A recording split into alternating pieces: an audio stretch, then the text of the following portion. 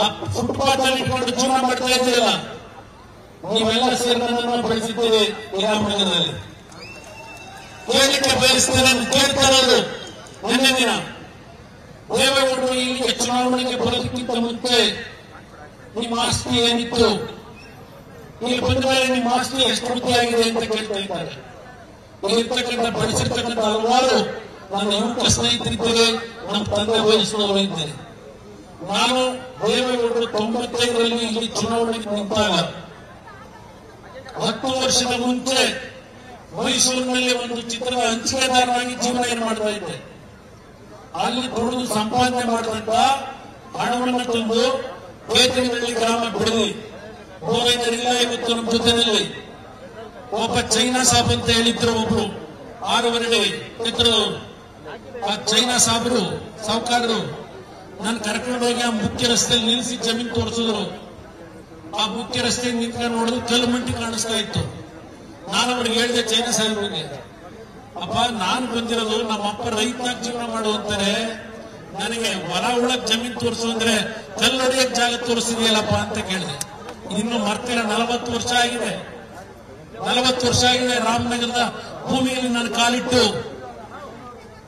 ಅಲ್ಲಿ ನಿಮಗೆ ಗೊತ್ತಿಲ್ಲ, ಬಂದು ನೋಡಿ ಎಂದು ಒಬ್ಬ ಮಡಿವಾಳರು ಸಮಾಜದ ಮರಿಯಪ್ಪ ಅಂತ ಹೇಳಿ ಹೊಲ ಉಳ್ತಾ ನಿಂತಿದ್ರು. ರೈಲ್ವೆ ಕ್ರಾಸ್ ಘಾಟ್ ಆ ಕಡೆ ಮುಂದಕ್ಕೆ ಹೋದೆ.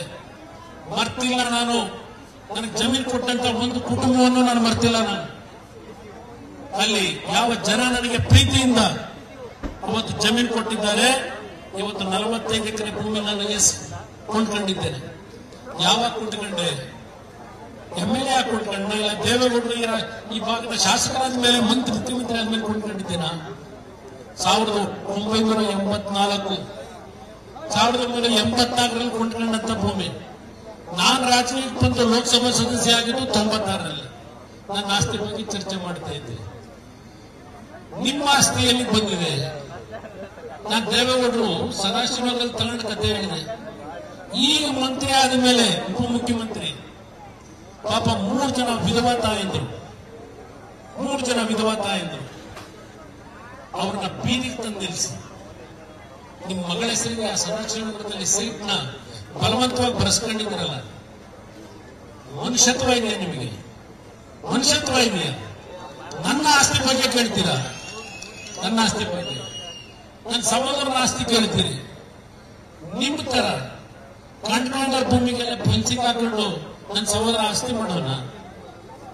ನನ್ನ ಸಹೋದರನ ಆಸ್ತಿ ಎಷ್ಟು ಅಂತ ಕೇಳ್ತೀರಿ? ನಮ್ಮ ವ್ಯವಹಾರಗಳು ನಾವು ಬೇರೆ ಬೇರೆ ಮಾಡ್ತಾ ಇದ್ದೇವೆ. ನನ್ನನ್ನು ಕೇಳಿ, ಈ ನಾಡಿನ ಈ ಒಂದು ತಾಲೂಕಿನ ಜನ ನನ್ನ ಗೆಲ್ಲಿಸಿದ್ದೀರಿ. ಈ ನಾಡಿನ ಜನತೆ ನನಗೇನು ಈ ಮಟ್ಟಿಗೆ ಬೆಳೆಸಿದ್ದೀರಿ. ಈ ನಾಡಿನ ಗೌರವವನ್ನು ಉಳಿಸಲಿಕ್ಕೆ ನಾನು ಕೆಲಸ ಮಾಡಿದ್ದೇನೆ. ನಿಮಗೆ ನಾನು ಎಂದೂ ದ್ರೋಹ ಮಾಡಿಲ್ಲ. ಈ ಒಂದು ತಾಲೂಕಿನ ಆಗಲಿ ಜಿಲ್ಲೆಯ ಒಂದು ಬಡ ಕುಟುಂಬವನ್ನು ನಾನು ಕಡೆಗಣಿಸಿಲ್ಲ ಅಂತಕ್ಕಂಥ ನನಗೆ ಬಯಸ್ತೇನೆ. ನಾನು 99ರಲ್ಲಿ ಚುನಾವಣೆ ಒಂದು ಬಾರಿ ಸೋತಿದ್ದೆ. ಸಾತೂರಿನಲ್ಲಿ ಇತ್ತು. ಒಂದು ವೀರಶೈವ ಸಮಾಜದ ಹೆಣ್ಣುಮಗಳು ಟೀ ಶಾಪ್ ಇಟ್ಕೊಂಡಿದ್ದಾಳೆ ಕೊರಳ್ಳಿ. ಹೇಳ್ತಾ ಇದ್ದಾರೆ, ಒಂದಿನ ಸೋತ ಒಂದು ಚುನಾವಣೆ ಸೋತ ನಂತರ ಹೋದೆ ಅಲ್ಲಿ. ಆ ಹೆಣ್ಣು ಮಗಳಿಗೆ ಟೀ ಕಾಯಿಸ್ಕೊಟ್ಲು. ಯಾಕಮ್ಮ ನನ್ನ ಹತ್ರ ಬರ್ತೀಯ? ಅವ್ರಿಗೆ ಏನಾದ್ರು ಗೊತ್ತಾಗ್ಬಿಟ್ಟು ಉಳಿಸ್ತಾರ ಇಲ್ಲ?